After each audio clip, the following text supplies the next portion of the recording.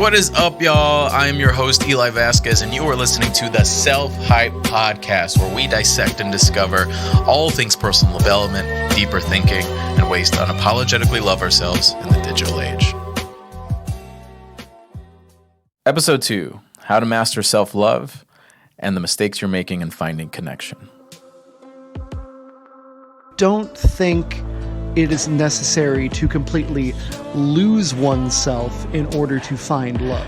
A partner is more like the condiments to your burger. It's not the actual burger. The pressures of having to have a bae and self-love. Myself a serial monogamous because I usually am in like really long relationships. And then love, dating and love. Let me tell you.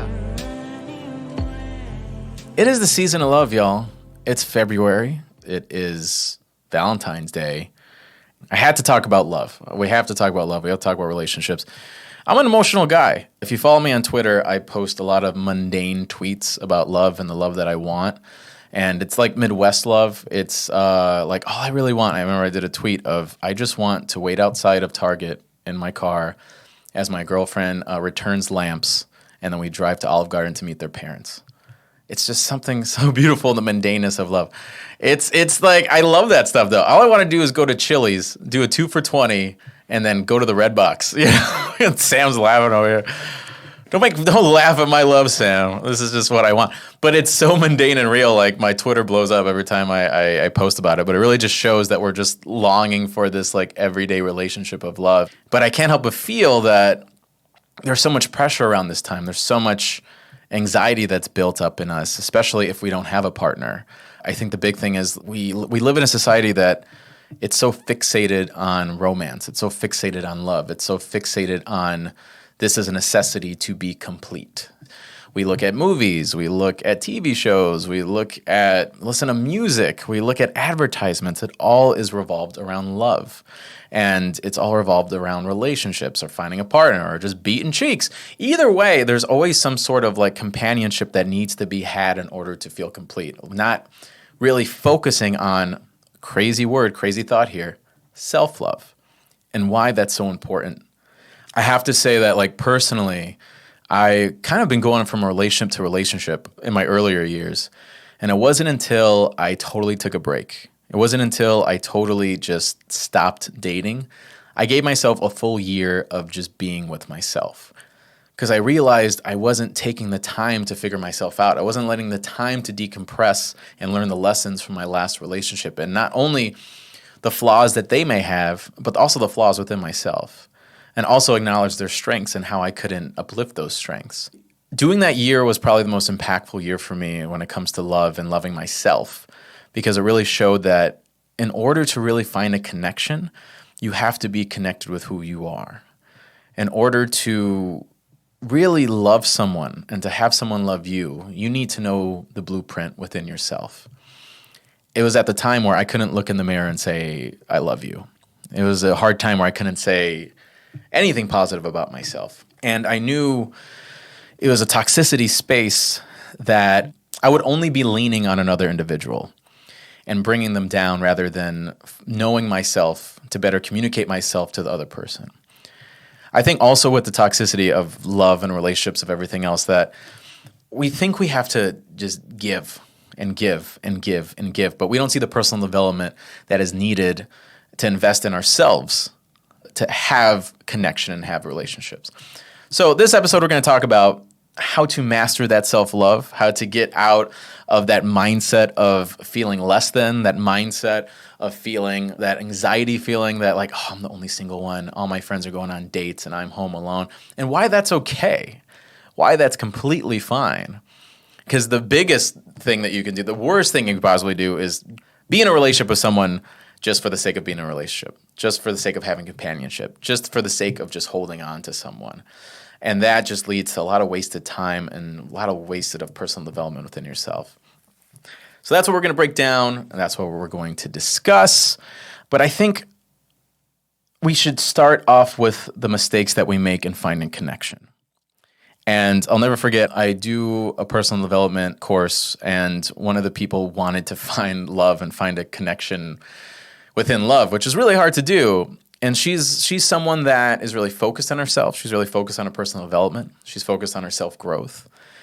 And she kept constantly being in these terrible relationships, people that didn't want to commit, people that were essentially just using her, people that didn't have the same values and morals that she's had. So one of the mistakes is that she was settling for less just for the sake of connection or for the sake of companionship. And I think that's something we do is we settle for less because it's easier. The one thing that I had to display to her is that you got to think of your personal development. We're all on the journey of personal development, and it's like a mountain. As we go through life and as we focus on personal development and self-growth, we are moving up that mountain. But the thing about that mountain is it gets smaller the more we go up. There's less and less people that have done the work to be self-aware, to figure out who they are, to be able to love themselves.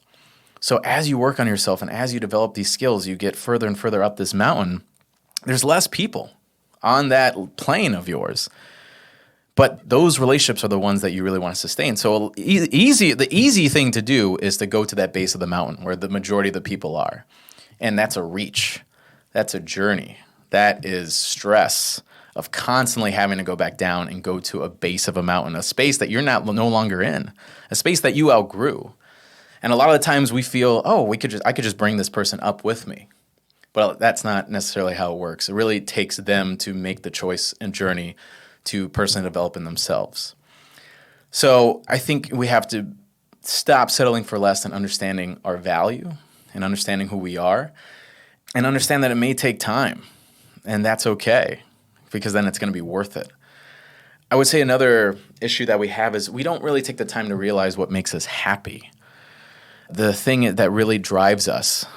I think we're so focused on, am I going to find someone? Am I going to connect with someone? Is that guy cute? Is he into me? Am I into her? What is this? What is that? Without even really experiencing life just to experience it. I want to establish the fact that we should be able to live a life just through experiencing our passions. I think the key to connection and love is living a life that we love living, doing things that are passionate to us, taking actions in those spaces, and in turn, we meet people with those commonalities, with those common morals, with those common values, with those common perspectives of life. But it really comes down to you living your life and what makes you happy. And another thing would be trust. Trust is huge. I think we need to really understand trust. As I'm saying these things and listing this out, this all comes down to us. This all comes down to self. This is a self relationship with us. This is the connection within ourselves. With understanding trust, this is a big issue I had for a really long time with trust, is that, especially as a man, I think with the way society works, is that we grow up seeing women as something to obtain. We see women as a support to reach our goal, or we see women as an object through movies, TV, everything else. We don't really see them as people. You know, the floozies, if you will, are the bad people, bad side characters in the movie, and the goody two-shoes is the one that we want and we want to be with. So I think it develops this feeling that people need to be perfect. I know I dealt with that in my younger years where I saw women as that goody two-shoes. I saw women as that thing to obtain. I didn't see it as my partner as another human being, someone that is flawed, someone that will make mistakes. And I think that's the key thing when it comes down to trust. And when I speak on self-love, this is not only understanding trust with other people, but understanding trust within ourselves. So trust isn't the fact that I trust you to never make a mistake. Trust isn't you need to be completely perfect. Trust isn't you have to satisfy me in the way I want to feel satisfied every single day for the entirety of our relationship. Trust is having the comfort within the connection of two people and trusting the fact that they will make a mistake. They will upset you. They will disappoint you. But you trust in the relationship and you trust in that person that you guys can make it through, that you all could move past and work through those issues. And when it comes to your own self, you have to be compassionate with yourself as well. So when we get aggravated that we can't find connection, we get aggravated that we don't have a partner, we get aggravated with our everyday lives of ourself, we don't understand the trust that it's okay to make mistakes. And you trust in yourself that you will make it through. You trust in yourself that you will accomplish these things. You trust in yourself that you will find that connection. But it really comes down to trusting yourself. I would say other thing would be we are very dependent. We have this fear of being outside of the pack, of this alone mentality. We go from relationship to relationship because we want to have this dependence there. We want to have something to lean on. We want to have a person there without understanding what it's like to stand up on our own, what it's like to be able to live on our own, what it's like to be our own superheroes, be our own support systems. We don't know what it's like to walk on our own because we're used to having our arm around another. And I think it really takes that independence, that self-confidence, and that self-love within yourself in order to find that connection. And that's why it's so important. That's why, because if you want a relationship, that's completely fine. As we're talking, understand the fact that, like, if you want a relationship, that is completely and utterly fine. That is part of the human experience, and it's a beautiful thing. Relationships are a fascinating chapters of our lives that we'll forever have that invokes personal development and growth within ourselves and understanding of the world and people and ourselves as a whole. In my past experiences, it's just really easy to be emotionally dependent on someone else when you're in a relationship.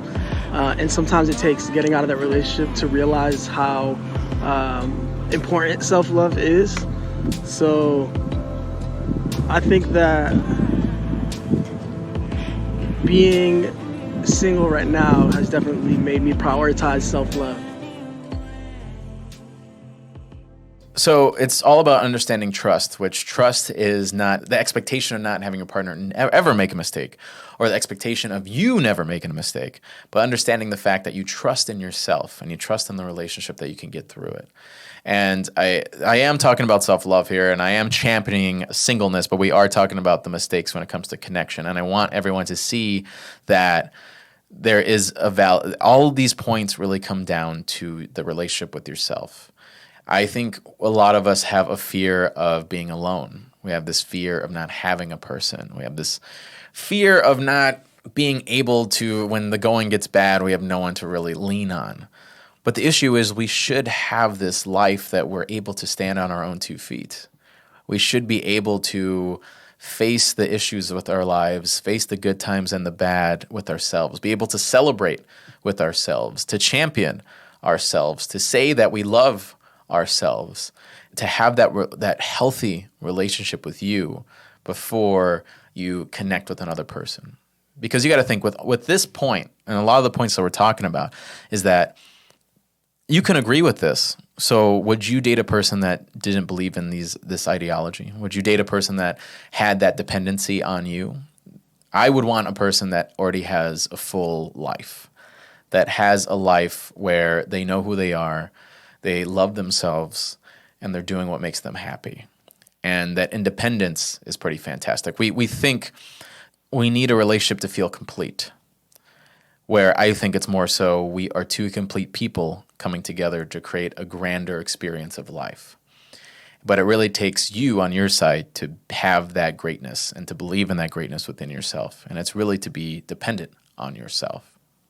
But it all comes down to living a life of experiences, taking action of chance and love, and taking that Pilates class, going on that trip, doing backflips off cave diving. Do whatever that really excites you and delivers passion. And if it's a partner that you're looking for, then be in the spaces of life, of perspective and experience that you would want to share with that person.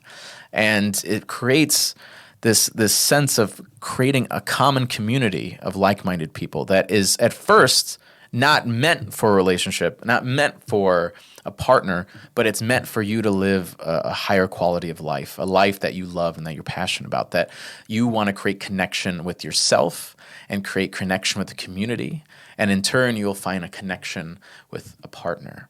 But it really comes down to having that connection with yourself.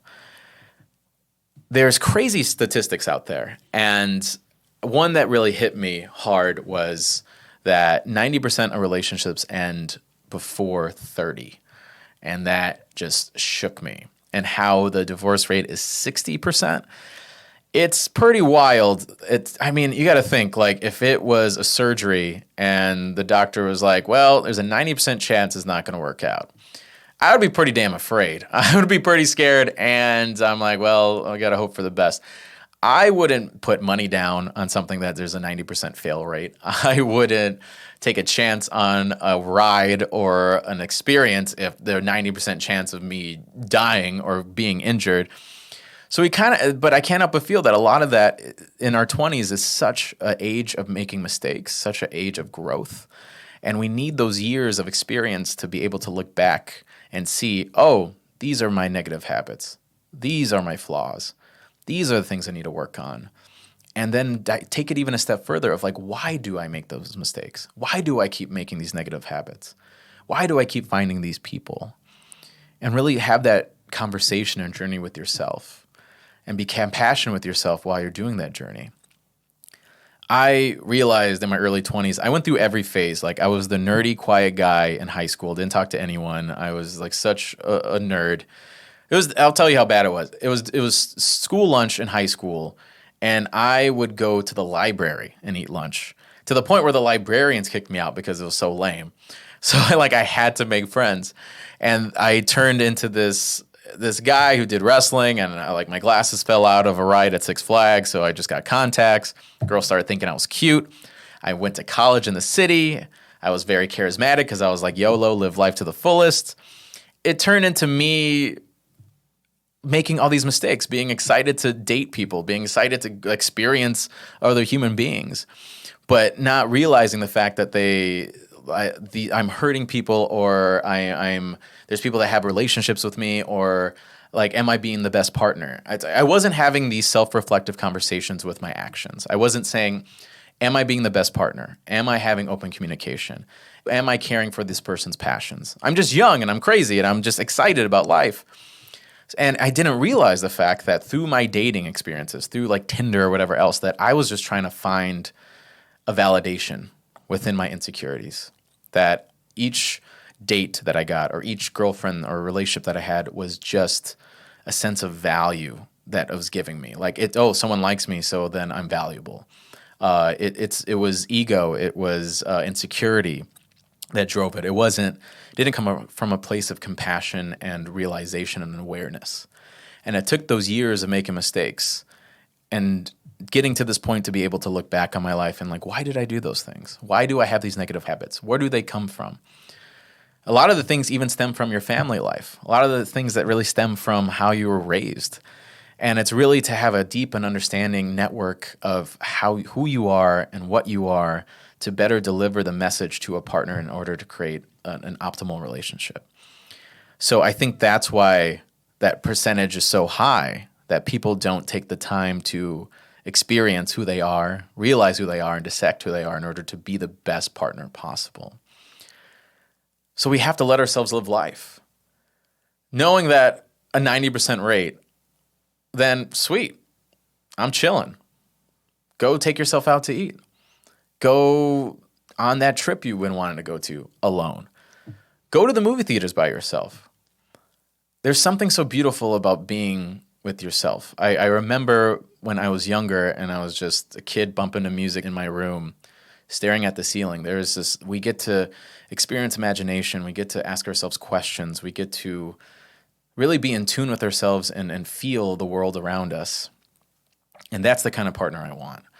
That's that level of that mountain that I want to get to. I want to get to the top.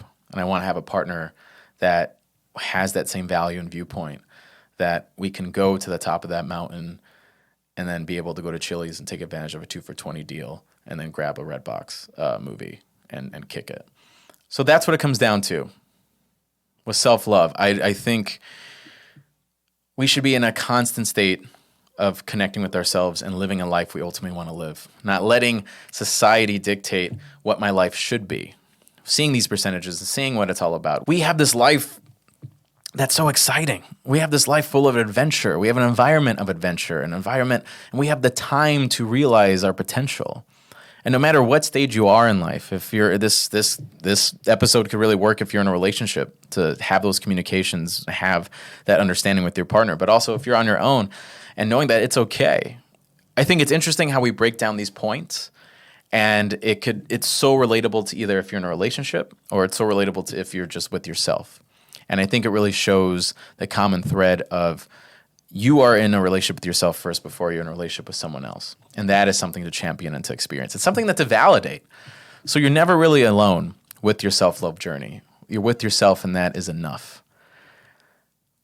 We look at the world and we look at advertisements and everything else, and it's really just to make us feel like we need to buy and invest and spend our money in this capitalist society that we live in, without really taking time to look in the mirror and say, I love you, and that should be enough.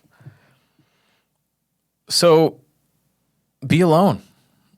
Be your own person. Be within yourself. Trust yourself. Love yourself. And be able to look in the mirror and say, I love you.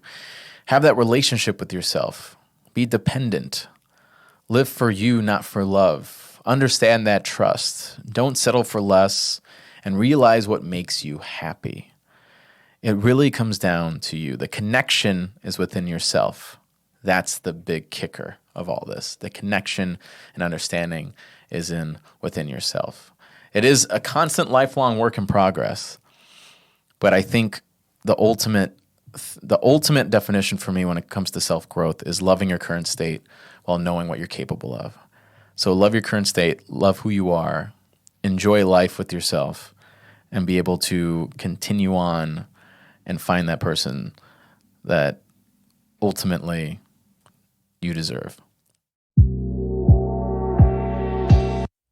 So I thank you all for listening. If you are interested in continuing the hype, we have a free Facebook group called Motivation Building for Entrepreneurs, where you get daily motivational guides, workshops, masterclasses, interviews, everything else in that space. Massive value with a great community of people all willing to help each other. If you want to take it to the next level, I have an 8-week personal coaching program called Personal Development Accelerator Program, which is all things about how to 10x your productivity, 10x your social media growth, and 10x your personal development. So if you're interested, check out the links below and follow me on all things at It's Eli Vazquez.